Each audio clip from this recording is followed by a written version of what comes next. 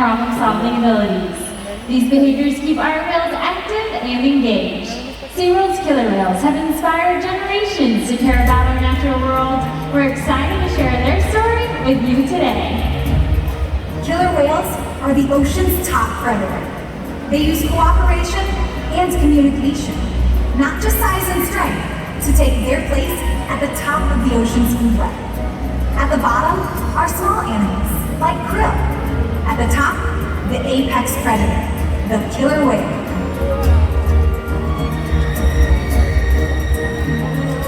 Killer whales are as big as a bus, faster than an Olympic swimmer, high-flying and powerful.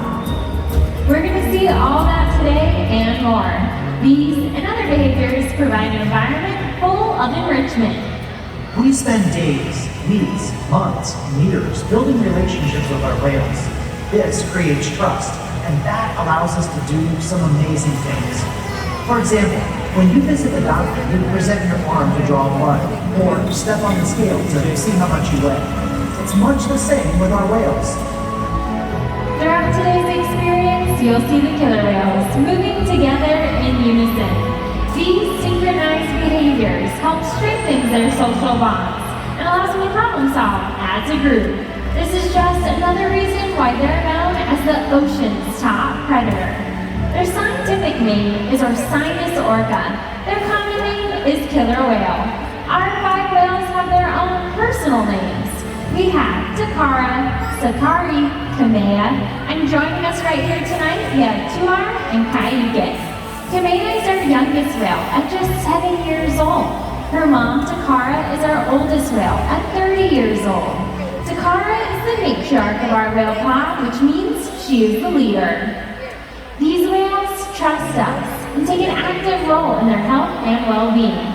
Through the use of positive reinforcement training techniques, we teach them husbandry or healthcare behaviors. Joining us today at the Slide Outs, we have Joel and Laura, and they're going to demonstrate some of these husbandry behaviors. Thanks, Kiki. I'm over here with 22-year-old Tuar, and Tuar is going to demonstrate one of the first behaviors that we teach all of our whales. This behavior is called a fluke present, where you can see he's placing his tail flukes right up here on the side of the pool. Now, not only is this behavior important because it allows us to get a good look at his entire body, but it also allows us access to the easy-to-see veins on the white underside of his tail flukes. Our veterinarians can draw blood from these veins at least once a month or whenever we need them to, and that is one of the ways that we make sure our whales are staying nice and healthy. Now, you'll see throughout the presentation the whales getting back rubs, belly rubs, or tail rubs, like Tuar is getting. Now, killer whales have very sensitive skin, and this is just one of the many ways we can continue to build our relationship with them. That's right, Laura. Hi, everyone. I'm over here with 29-year-old Kayuke, or Kai, as we call him for short. Another important diagnostic tool is how much the whales weigh. We weigh them once a week on an orca-sized scale located in one of our adjacent back pools. All we do is we ask the whales to slide their entire bodies up and out of the water, just like Kayuke is demonstrating right now. You might notice in this position, a large portion of his body, from his dorsal fin all the way down to his tail, is still in the water. This is called his peduncle, and it can weigh several hundred pounds. So in order to get an accurate weight on the whales, we simply ask them to lift their head and tail up and out of the water. And that's how we know, as of Tuesday morning, Kayuke is weighing in at 9,520 pounds. That's right. Now, weighing our whales is especially important because it makes sure our younger whales are growing properly and our adult whales like Kayuke here are maintaining a healthy weight. These and other husbandry behaviors help to make sure the whales are healthy and thriving. And the care isn't just physical. Mental stimulation and play are vital, and we surprise and engage with our whales at every opportunity. Play is how killer whales teach their young to hunt, and for the adults, play is important too. It seems that they just enjoy having fun. Making time for play is an important part of life for killer whales and for us.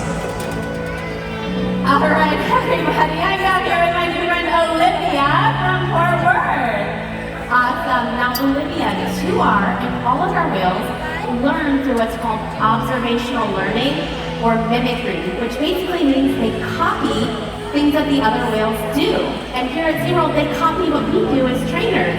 And today, 2R is going to copy you. Does that sound like fun? Awesome. Let's take this hand high in the air. Yes, give him a great big wave. And look at that, 2R is waving right back at you. Good job, Olivia. Yes, you can see his eyes. He is paying very close attention to you.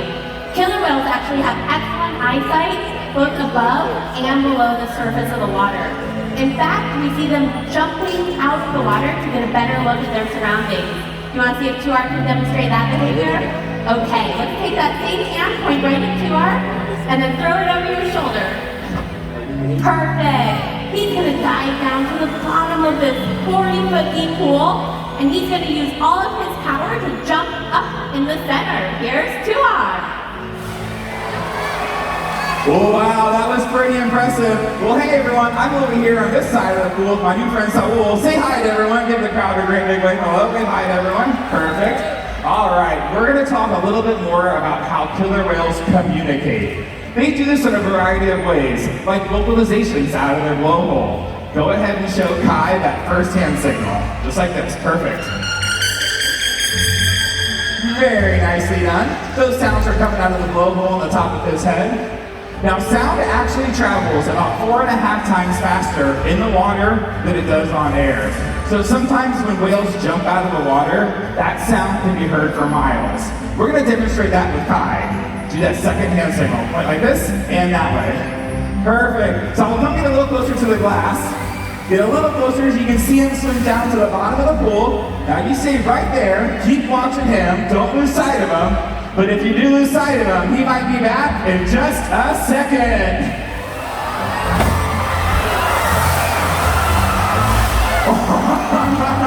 So, come here, buddy. I had no idea that was going to happen. Hey, buddy, thank you so much for being a good sport. It's cold, right? Hey, here's a towel to dry yourself off. Ladies and gentlemen, give all of our audience participants a big round of applause. Killer whales communicate by leaping out of the water and making a huge splash. SeaWorld's research and observations of the whales in our care has shed light on the many mysteries about these amazing animals.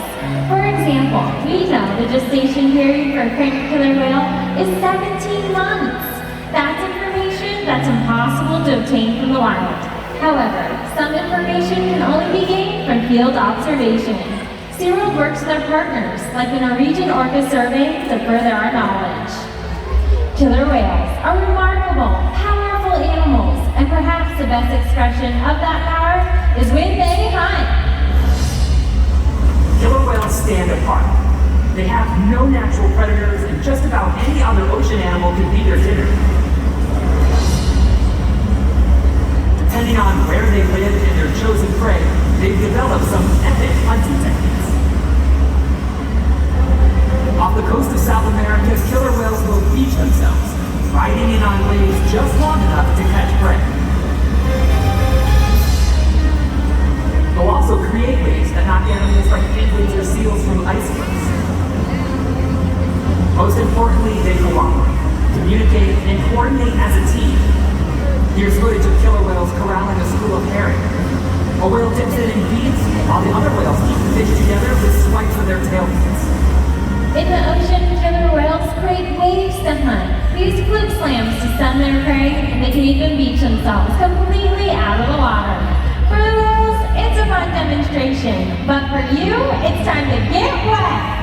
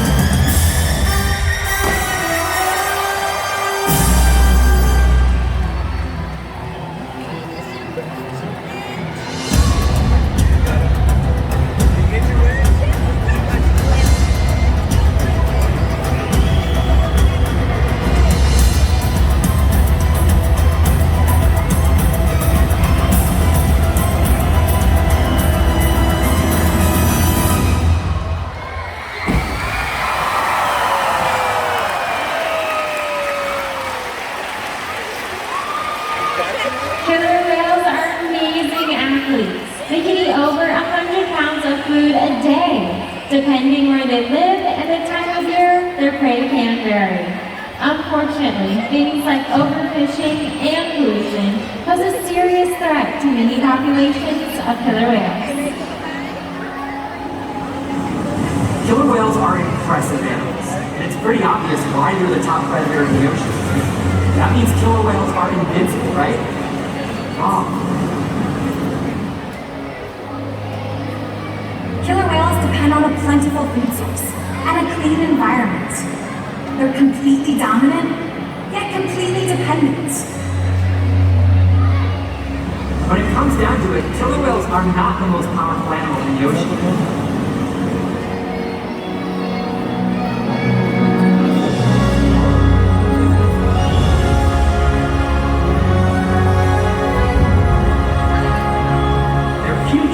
Depends on you.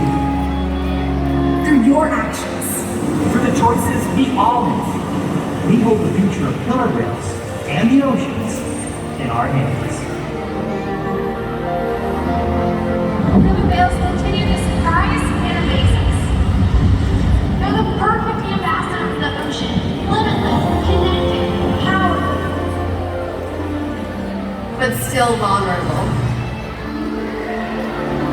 The challenges that we face can seem insurmountable. Don't give up. Be inspired. We can make a difference. The ocean needs our help, and that seems overwhelming. But together, we can make it happen. There's so much to learn. So much to protect. So much to explore. The killer whale story is still being written, and there are simple things we all can do to make a difference. All it takes is one choice. One positive act. One ripple that can grow and grow And change the world. Together, we've got this.